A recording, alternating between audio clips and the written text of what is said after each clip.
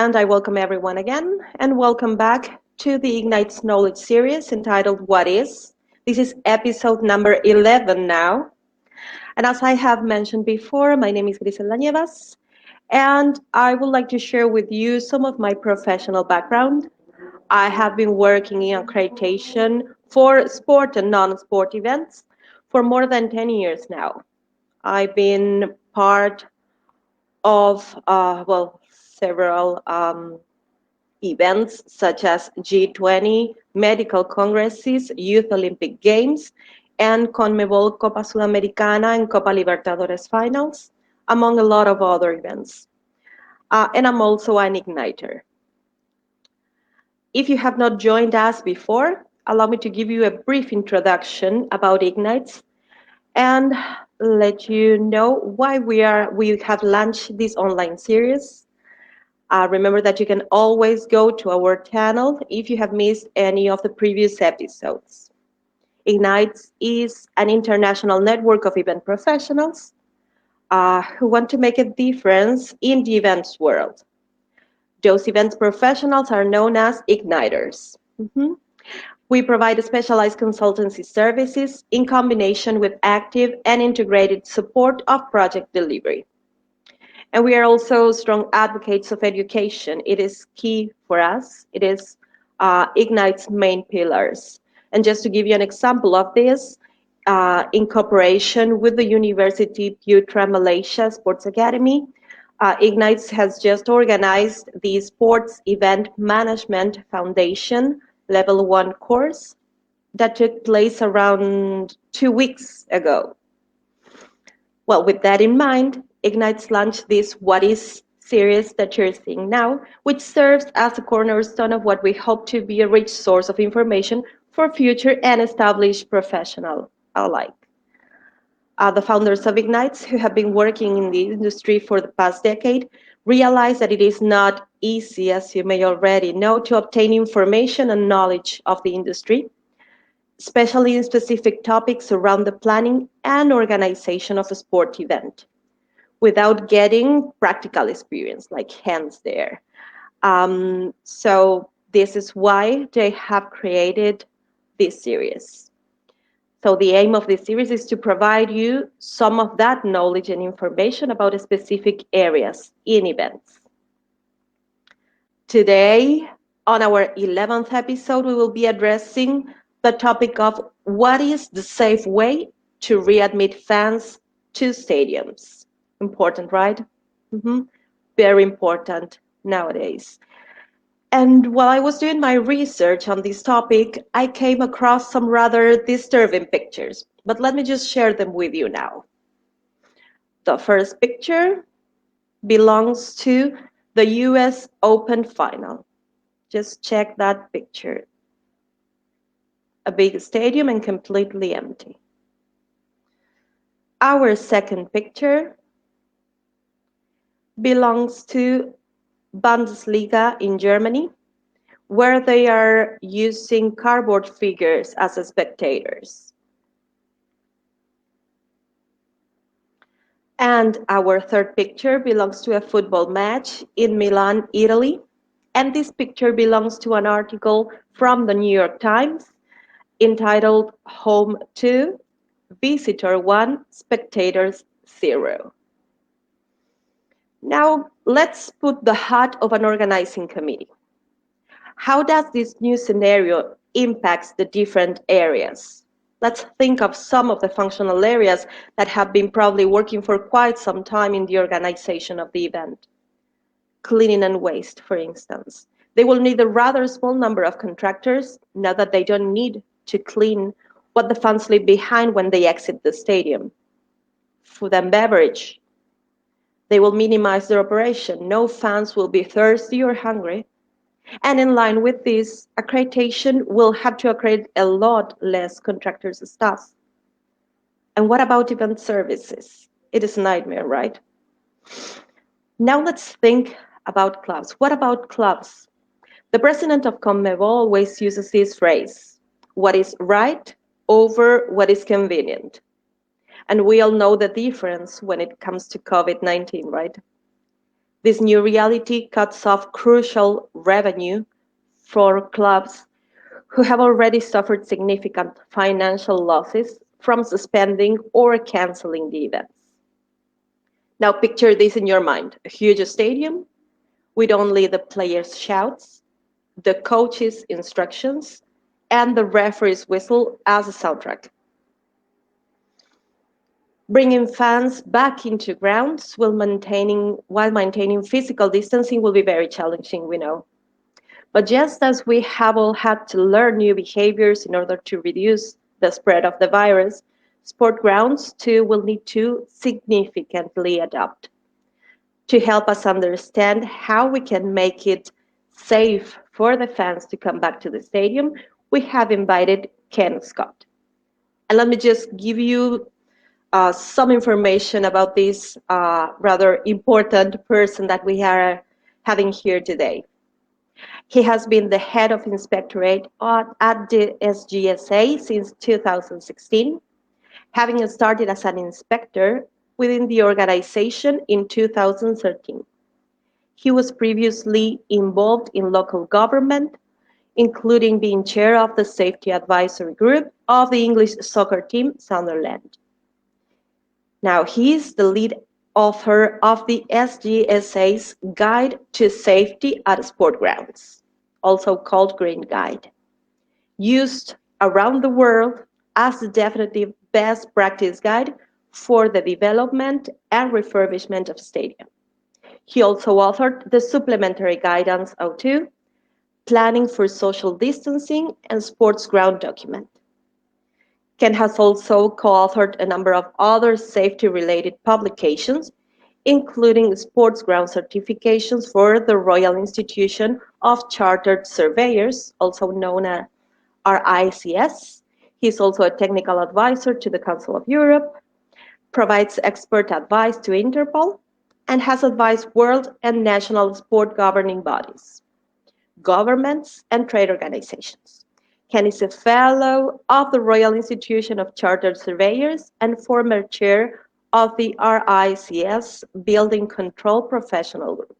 And last but not least, Ken has become an MBE, that is, member of the Order of the British Empire in the Queen's Birthday Honor List. So without further ado, I would like to welcome Ken Scott. Hi everyone. Hi. And thank you very much for that very warm introduction. Thank you. Can I say first and foremost that I'm really pleased to be invited to take part in this series and hopefully share some of my experiences for the benefit of others.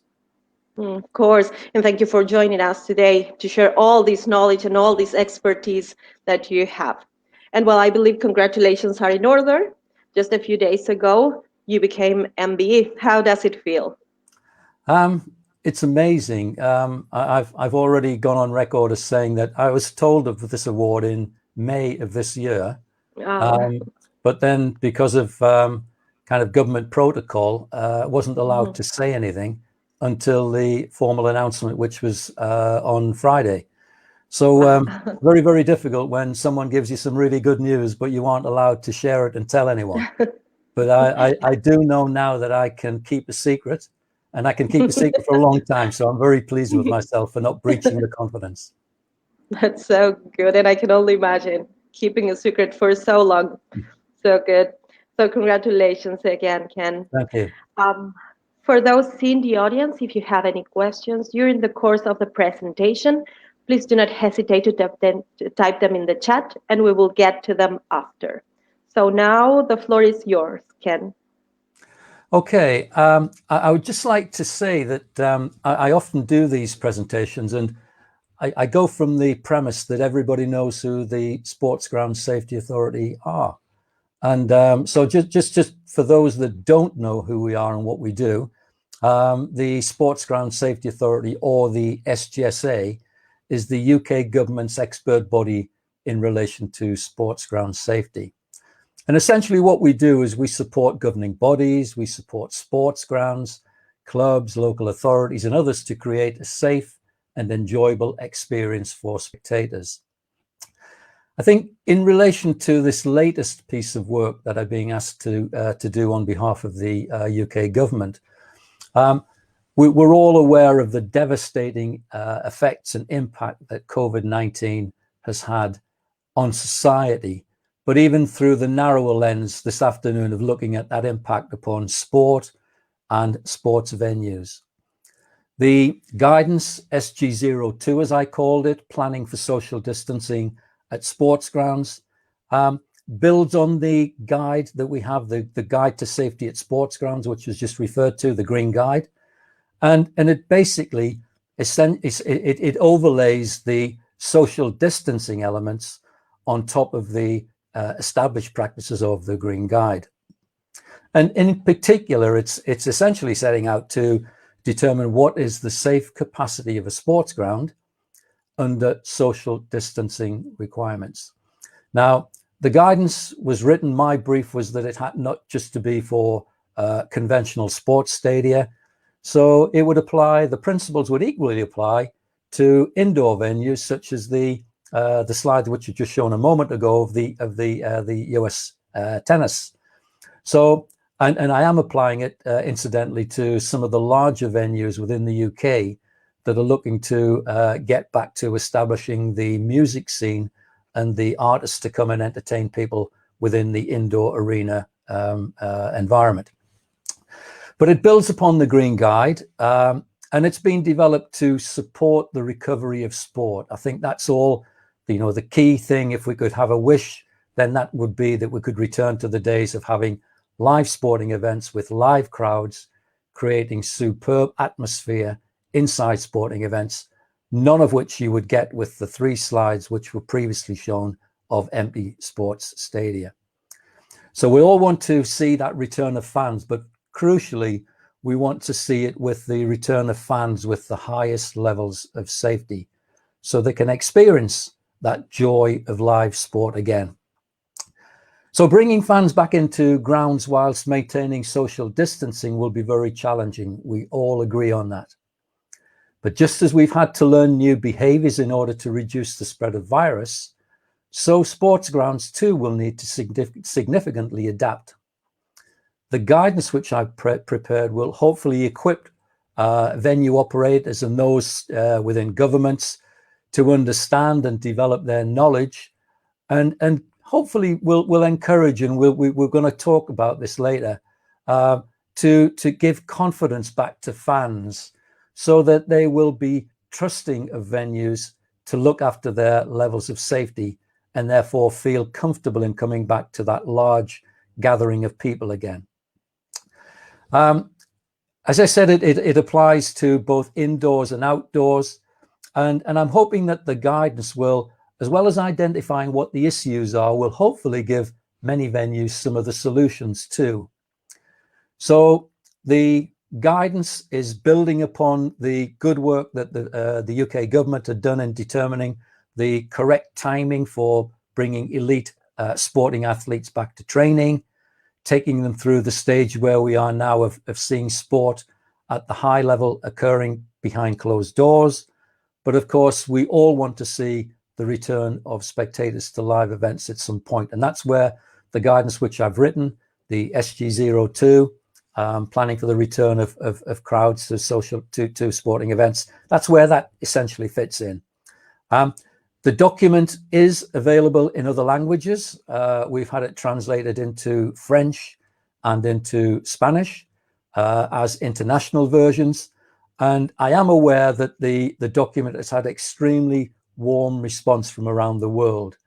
And I think that probably is testimony to the fact that we're all wanting to see universally around the world some hope and some solution to this awful pandemic and the impact that it's having upon sporting events. So what you're about to see in the presentation, the webinar, which will be coming up shortly, will be me taking you through all of the key issues of that document. And then I believe at the end of it, we'll be able to have a discussion, and hopefully I can answer any questions that you might raise with me. Thank you.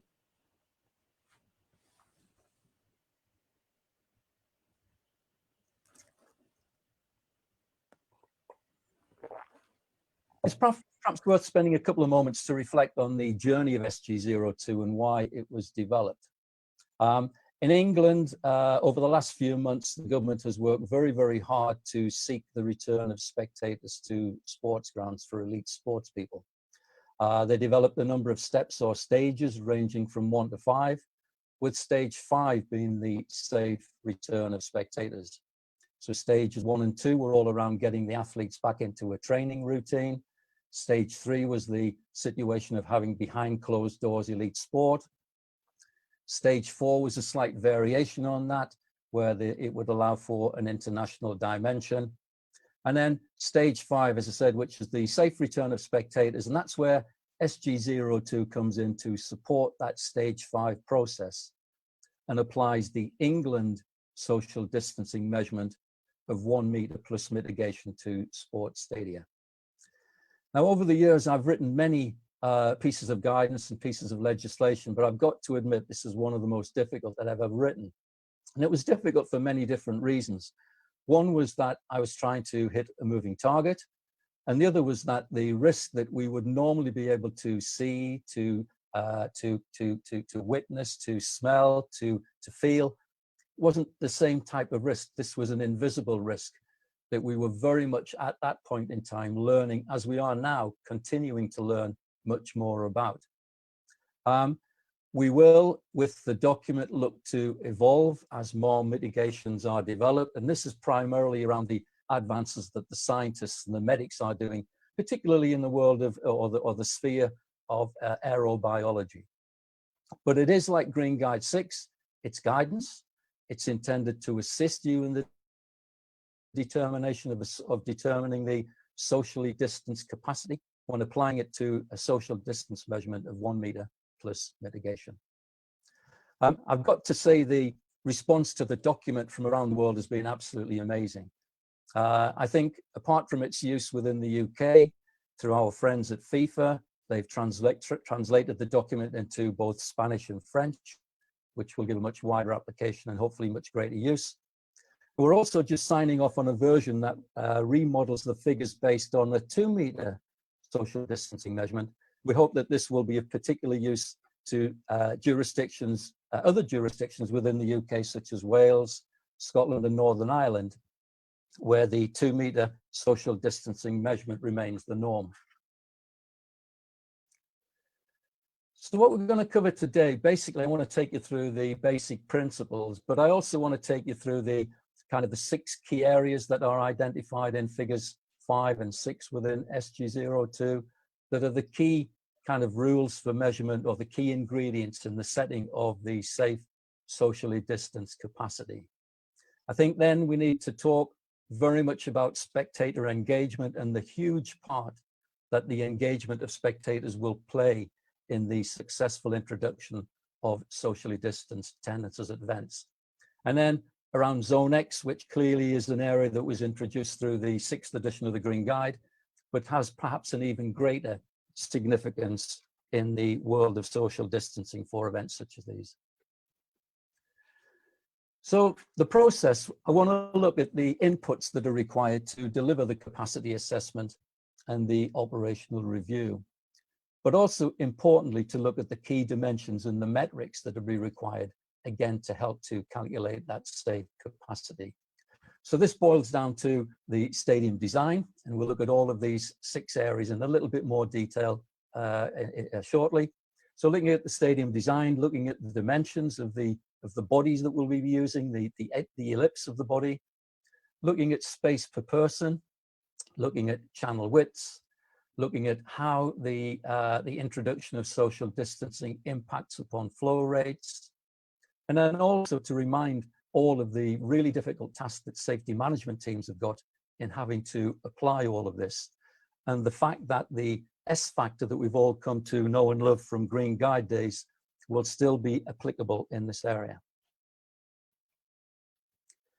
So if we start with stadium design and the main considerations, I think the first one is to look at the location and the potential constraints caused by the positioning of the venue.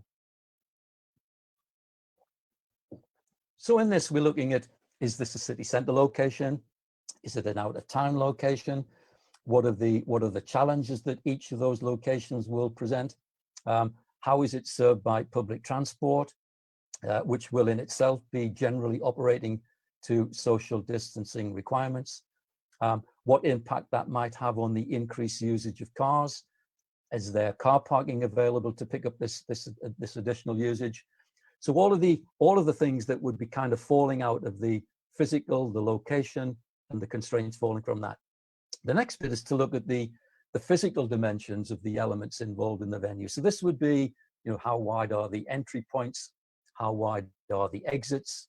What are the dimensions of the seat widths, the row depths, which have a considerable bearing on the calculation of the safe capacity?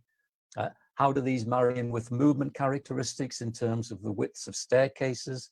Will they facilitate two-way movement, or will they be one-way only? And that applies similarly to corridors and to vomitories. And then we look at the fact that circulation in a socially distanced environment inside a sports ground will not be like we have come to understand it previously. So it won't be a measurement which is based on linear width, but more on a socially distanced width of channel. And this again will be a key factor in determining whether or not the width will permit one-way movement or whether it will facilitate two-way movement. Exiting is a key area. Clearly, there may well be, because of restraints upon public transport in helping to get people away at the end, or even to get people to the venue at the beginning, there may be a need to allow for the movement of people at the end of the event in a staggered or managed process to allow for that safe distribution beyond the exit point of the venue. So this all needs to be linked back to transport capacities and capabilities. And because of that fact, I did suggest and have suggested in the guidance that the normal zone 2 movement time of 8 minutes from your place of viewing the activity to a place of reasonable safety, generally the entrance to a concourse, will need to be relaxed in those situations. And then, as I said, the huge significance that Zone X will have, and the extension of the channels, the social distance movement areas outside of the venue. So Zone X, as I said, was introduced in Green Guide 6. It needs to look at things like the linkage to car parks, to desire routes, the popular routes for people leaving the venue, how this then leads to public transport areas, how that will impact them, the loading of that public transport.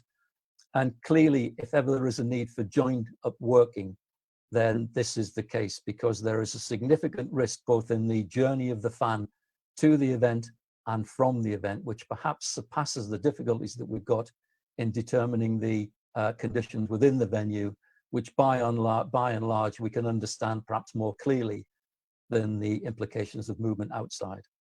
So the area is absolutely crucial in the planning for the safe event, because, as I said, it's not just about the protection of the stadium or people inside the stadium. It's also vitally important that we protect people in the outer environment.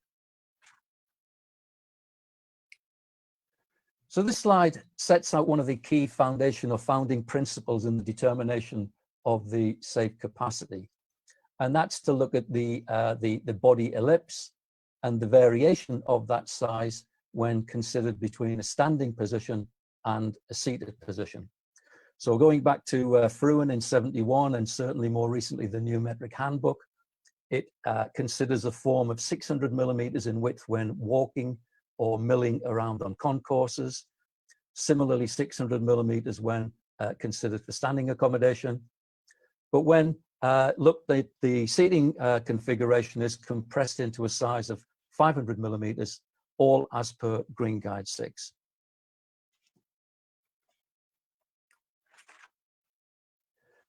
So we do have some very important figures set out here, because this is the point where we introduced the two methods of measurement. That's method 1 and method 2. It was significant from very early in my writing of this document that there was no defined rules for measurement laid down by government, not just in this country, but in other countries, around where the measurement of social distancing takes place from. So the two methods that they developed within SG02 One is method 1, which is the interperson distance. So that's taking the 1 meter distance from the center of the head of the two individuals, which you will see from the figure, results in a 400 millimeter space between the bodies of the two people. Or the method 2, which we call the contact distance, and that is where the physical measurement of 1 meter is maintained between the two bodies. The points when you could look at this almost, and I tried to think of different ways of considering this, and certainly one of the reasons I suggest that not a great deal of thought was given to this measurement or the rules for measurement from the outset is that if we're standing to get into Sainsbury's or to enter a shopping precinct, then where that measurement is taken from, by and large, isn't as significant as when dealing with a building or a venue where we have defined or finite dimensions, where the rules for measurement or the differences in the measurement or the areas of taking the measurement to and from have significant difference. So clearly the social distancing measurement for 2 meters would be different to this. And as I said earlier, we are working and just signing off on what that would look like if we are working within jurisdictions that have differences that are different to that which are currently employed within England. So the space per person, when applying methods 1 and methods 2, come out quite simply as for the 1 meter interperson distance, an area of 1 square meter, against the method 2, where you are looking at the distance being interperson, and that's a square of 2.6 square meters. And this is absolutely crucial and significant in the setting of the safe capacity.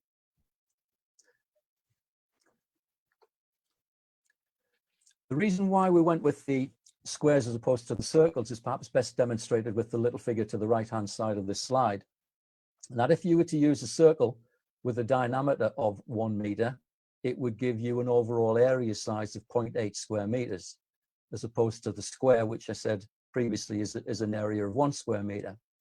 And if you are overlaying that on a grid, as we have here, then clearly there's a potential, a very likely possibility that you will over-exaggerate. You will get a capacity that will not be able to be fitted within that concourse area. So it's very, very important that this was understood at an early stage. So it's all about the packing and the ability to be able to do it in a practical way as opposed to being able to do it mathematically. The third bullet point is very important also, because I've had a number of comments that have come back to me since the writing of this and say, well, Green Guide 6 allows for latitude on the concourse in terms of the acceptance of the concourse size or the net floor area only needing to be 50% of the seating accommodation or the standing accommodation which it's serving. And I think there's good reason why we do that in Green Guide 6, and that is because we work on a factor of 0.5 or 2 people per square meter, accepting that if everyone decides to come back in, so that's 100% of the viewing accommodation decides to come back into the concourse area because of inclement weather or for whatever reason, then conditions inside are still not going to be dangerous. They will be no doubt a little bit more cozy, because then you would be accommodating 4 people per square meter. With social distancing measurements, then you haven't got the ability to stretch that.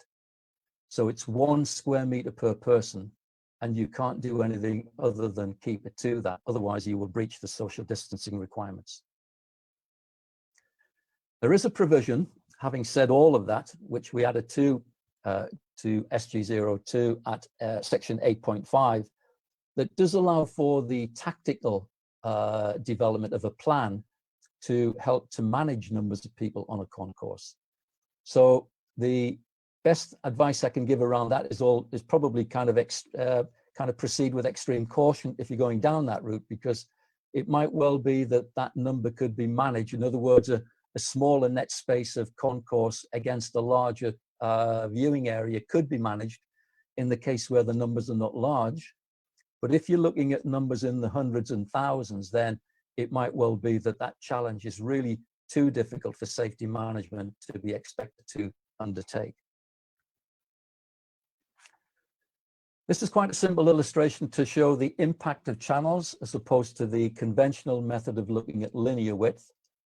So in the case of method 1, to permit two-way movement, then you need a corridor width or a staircase width of a minimum of 1.6 meters in width. And likewise on the situation with method 2, then you would be looking at an area or a width of 2.2 meters minimum in order to facilitate that two-way movement. So unlike the conventional Green Guide 6 measurement, where you would gain benefit from the increase anything above the unit width of either 1.1 meters or 1.2 meters for the width of the passage, that you would gain as the measurement got bigger, you would gain. In the case of the channel widths, you gain nothing until you go from 1.1 or 1.2 up to 1.6 in the case of method 1, or 2.2 in the case of method 2. So it's a significant difference to the capacities, and also has an impact, as I'll be pointing out later, on the flow rates. So unless you can provide that two-way movement, then you're essentially looking at developing plans around the safety management as to how you can manage those people, or looking to introduce perhaps a stop-go system where maybe you can control the numbers, or even turn around the movement flow so that you have predominantly movement in one direction as people are entering the venue, and movement in the opposite direction as people are preparing to leave. So I alluded there to the fact that flow rates will change. Clearly they will do, because of the need to social distance and break step and keep distance between the person in front. So again, based on method 1, the distance or the speed on a level surface will be 72 people per channel per minute, as opposed to on a stepped surface of 54 people per channel per minute. And then on the method 2 basis, on the 1.6 millimeter diameter circle, again, it drops significantly to 46 people per channel and 34 people on a stepped surface. And I've just got the figures. If you were to apply that to a 2-meter social distance, again, significant reduction to, on method 1, on a level surface, it would drop to 36 people. And on the stepped surface, down to 27. Method 2 would be 28 on a level surface and 21 on a stepped surface. So I'm hoping that the figures putting up there really point out the significant difference that flow rates have impacted upon them by the introduction of social distancing. I couldn't get away with this without writing a bit about safety management, because my heart goes out to them in having to manage this, because this is something that places an enormous responsibility on safety management teams. We've got no experience of this. There's no one in the world that's done this before. We're dealing with new procedures. We're dealing with new working arrangements. I think that, we have some of the best safety management teams in the UK and around the world, but we are dealing with, in the main, conventional risks. Risks that we can identify, risks that we can see and quantify, and therefore we can mitigate around. But this is a different challenge, if I could even say it. So this is a risk that's invisible. We don't know where it's going to come up from. We don't know how easily or difficult it is to contain. So there's a whole range of things that we need to get our heads around and to be able to understand. And it comes back to the importance on the last bullet point there of having test events. And again, one of the perhaps most frequent questions that I've been fielding over the passage of time since the production of this document and to date is, what do we mean by test events? How do we carry out the test event? What's the best way of doing a test event? And for me, there are almost 2 ways of doing test events. There is a test event with a really small number, and that small number would essentially be testing the systems, the procedures, getting safety management teams comfortable with the operation under these new socially distanced requirements. So it's all about the systems management bit. But that's not going to tell you a great deal about the behavior of the fans as they come back to the venue So that's not going to tell you a great deal about the movement characteristics or about the behavior of fans, whether they abide by the requests that will be placed before them. So there's almost a kind of a stepped change within the test events that would be very, very good. To have a small event to get the safety management teams comfortable with the new working arrangements, but then to put that into practice before eventually going live with the new revised social distanced capacity. And I think, you know, another reason for doing this is that, you know, clearly when these test events are happening, and when we do eventually get to the allowance of spectators coming back into sport, everyone wants to do a really great job on this, because the consequences of not doing it well and it failing just, you know, clearly are not worth thinking about, because it's so serious. So I think the need to proceed with small baby steps, to proceed with caution, with care, is probably never more relevant than it is now. And again, the test events are suggested in SG0 to follow the principles of Green Guide, which again would suggest that for any venues that are looking to be re-engineered or new venues, they would go through a same process of confidence building for safety management and for fans. So the bit that I've kind of left to last on this particular slide is the importance of spectator engagement and communications with them. We discussed as part of the government's group with the medics and the scientists, the way that we could perhaps best get a message to people that, you know, clearly this virus, this awful virus that's going out and affecting us all now, has greater significance on certain parts of society, people with underlying health conditions, people who are in vulnerable or extremely vulnerable health groups. And so rather than be restrictive in saying that those people can't come along, which clearly we would not want to do and would not be able to do legally, it's perhaps best that we point out at this point that it might be better for those people to take what we're calling a kind of a personal risk assessment. So is this really the event that you need or you would like to be coming along to? Do you understand the risks of engaging in large mass spectator sports again? And provided that people are happy with that, then fine. Then, you know, there isn't any problem in those people coming along. But I think it's important to point that out at this particular point, because this is a significant change from the past, where we've always expected the venue operators to take the risk assessment on our behalf as spectators. This is the one where the spectators themselves are right at the center of that risk assessment. So it's really, really important. So, you know, whilst people with underlying health conditions are not more likely to contract the virus, I think the medics and the scientists are telling us that in those cases, those people are more likely to suffer more serious consequences. So it's a really, really important point to make at this point. And the other bit is about code of conduct. And, you know, the code of conduct might look a bit strange when set out, but I completely agree of the need to do this. So I fully accept that in a football environment, asking people not to shout or not to sing is extremely difficult, but we need to point out, we need to show what good looks like. And we need to point out what the potential consequences could be of not abiding by those requests. Because the details that we got in there are all common sense. They're all things that we're being asked to do by Public Health England and by various other leading health organizations around the world. And I think that we need to reflect that in this guidance document. Similarly, we need to look at the contact details and the tracing ability of people who purchase tickets, so that in the event of something going wrong, we can very, very quickly, or the health authorities can very, very quickly identify who those people are, request that they self-isolate, and therefore help to limit the spread of the virus. So obtaining the details of the people who are buying tickets, their contact details, is really, really crucial to ensuring that we can move forward, but we can also move forward with the high levels of safety and protection for those people. And I think the other bit around the code of conduct, I should mention, of course, is that, you know, I'm very much a positive person. I like to think I'm very much a cup half full.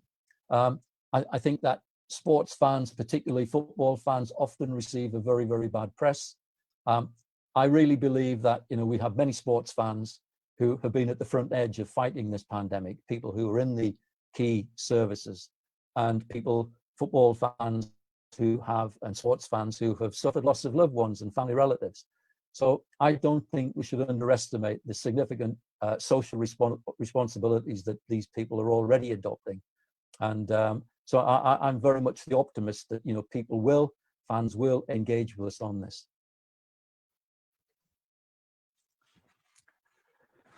So in this case, I think getting to the kind of the spatial awareness bit, this is considering the spacing, and I've used here quite simply a Green Guide compliant seat under method 1 rules.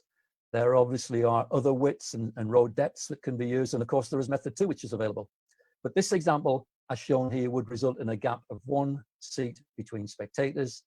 And clearly, if employing other seating widths and configurations under either methods 1 or 2, then the pattern that you would see would be significantly different in terms of its spacing requirements.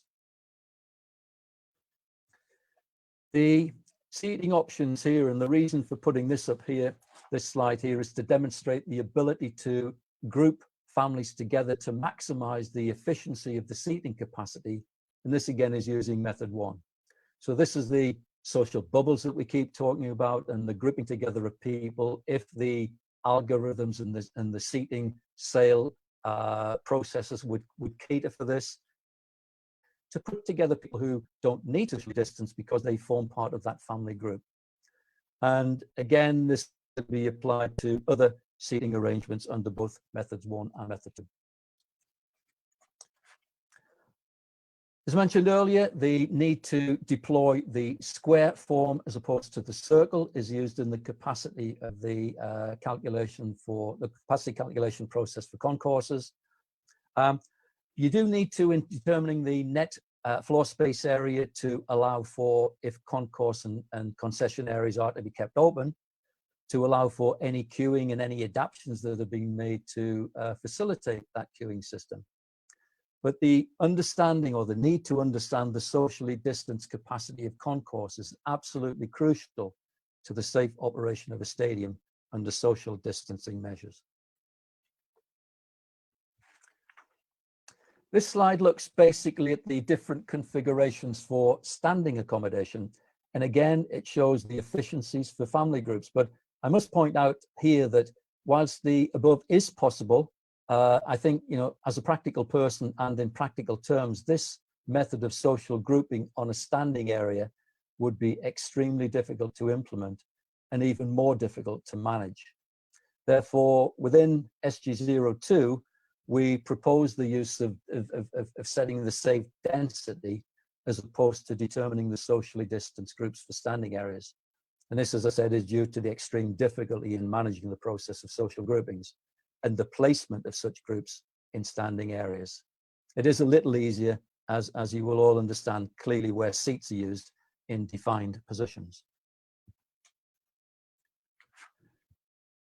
So that's it from me. That's the kind of a run through the document. That's the kind of a refresher, and it concludes this first part of this afternoon's event.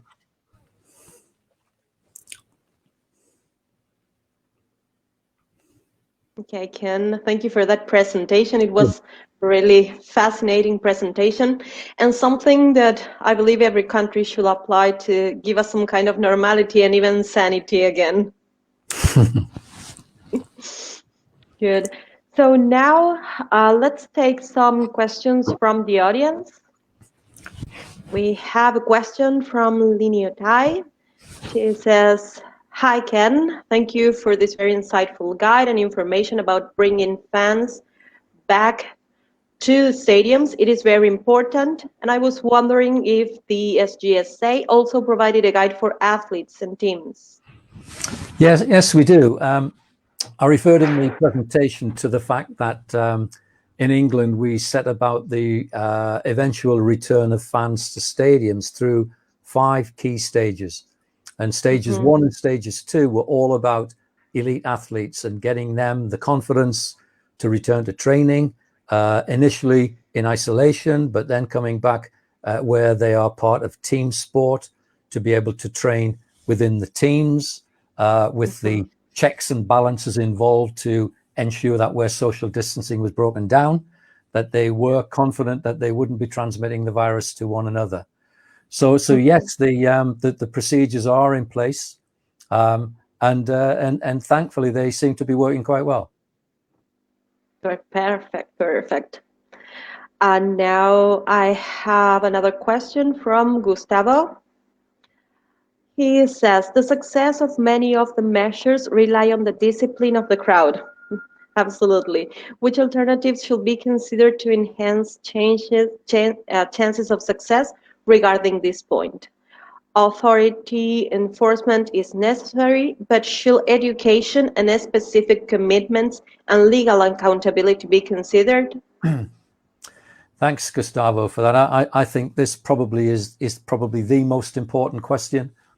And whatever words I've written in SG02, none of it is going to work if spectators don't comply with what we would expect of them, both socially and both morally. There isn't a management team in the world that would be able to make people do those actions against their will. So if they chose not to do it, then it just would not work. And therefore the risk of that, whilst we could ban those people from ever returning to a football ground or a sports ground again, the damage has already been done at that point. And so it's very, very important that instead of coming at it from the angle of enforcement, that we come at it from the angle of compliance. So that means engaging with supporters. That means explaining fully why that we need to do these things, why we need to ask them to do more than previously they've done before.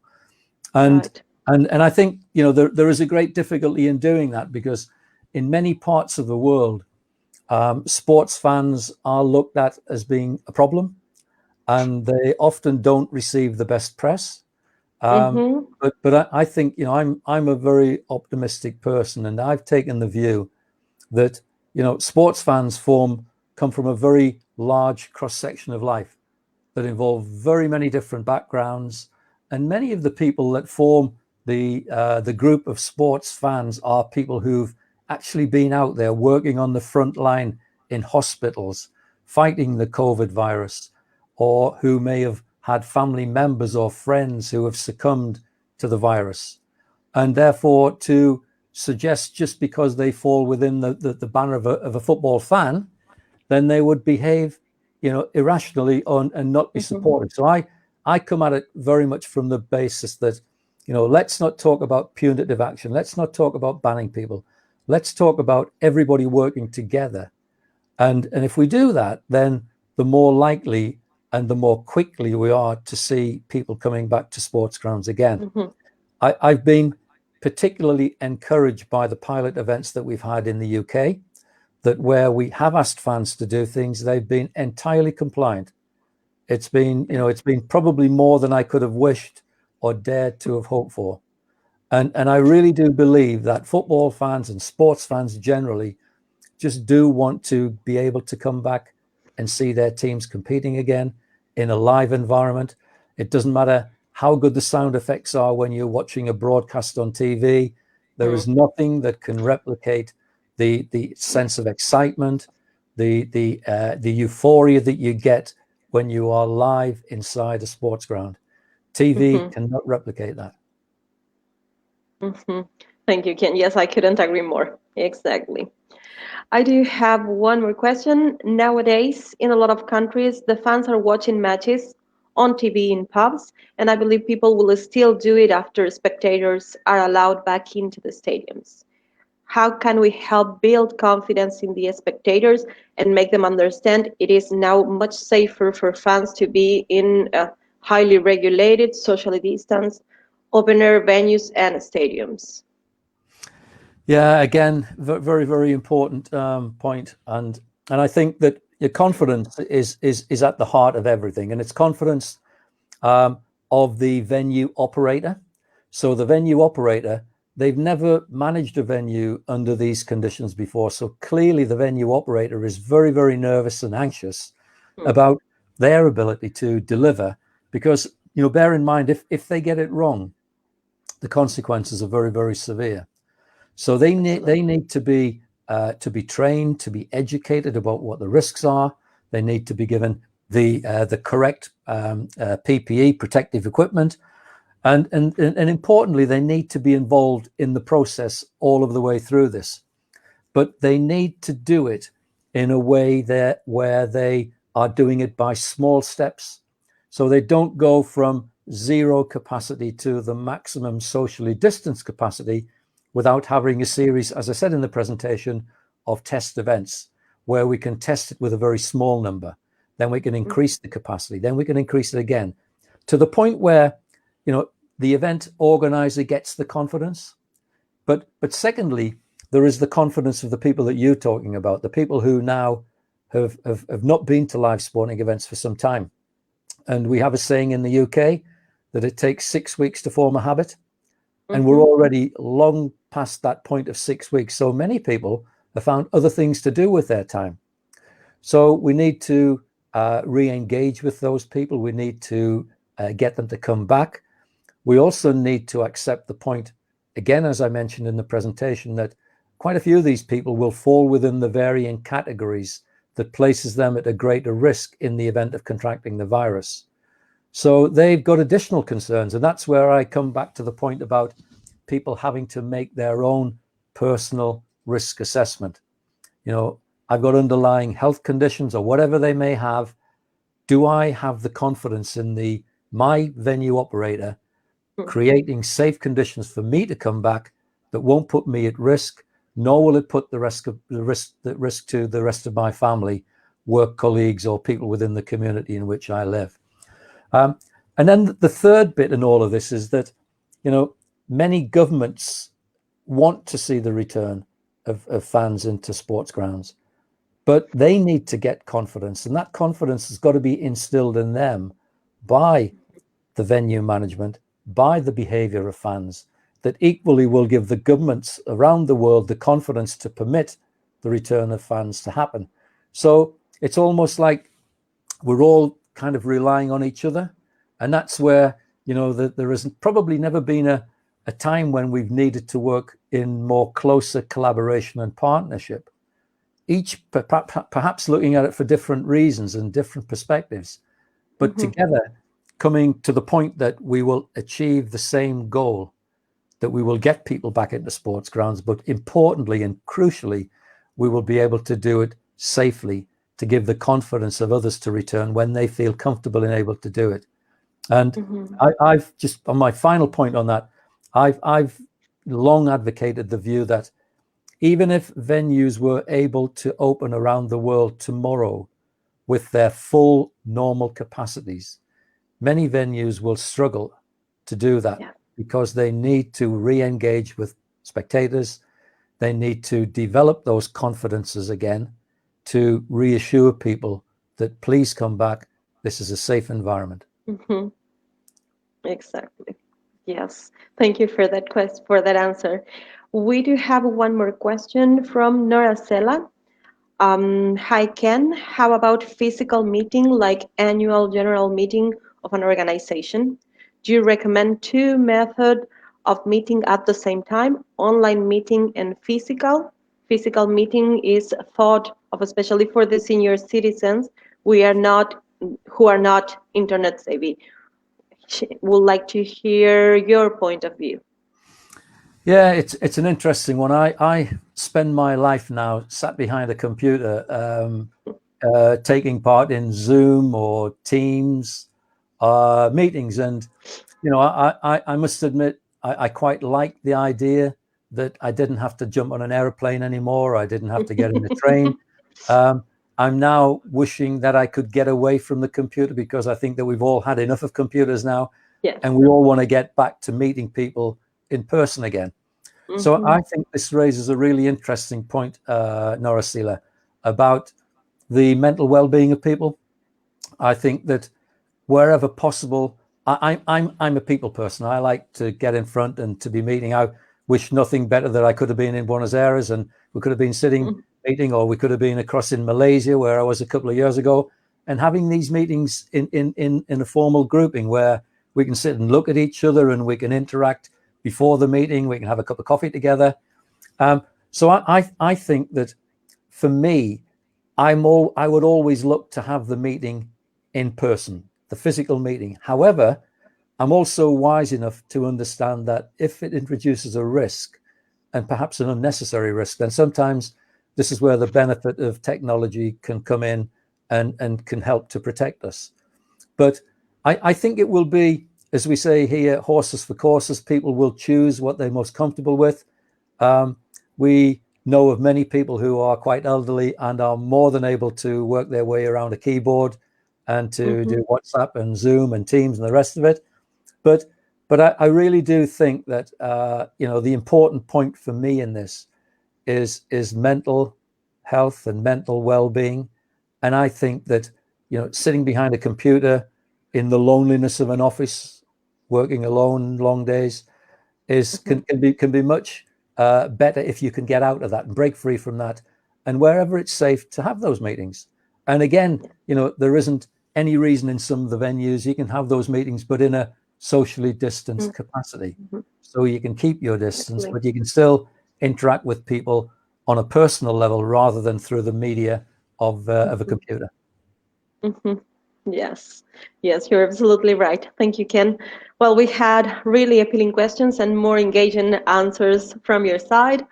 I hope that those listening in and those who will be watching this recording got a better understanding of the safe way to readmit fans to stadiums, something that I believe is extremely necessary all around the world. Also, remember that you can visit the Sports Grounds Safety Authority site at sgsa.org.uk to check the Green Guide and the Supplementary Guidance 02. Do join us on October 31st, where we will be covering another very interesting topic.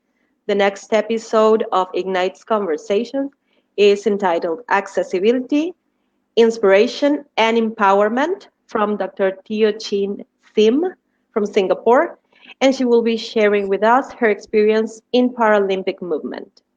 Thank you, Ken, one more time.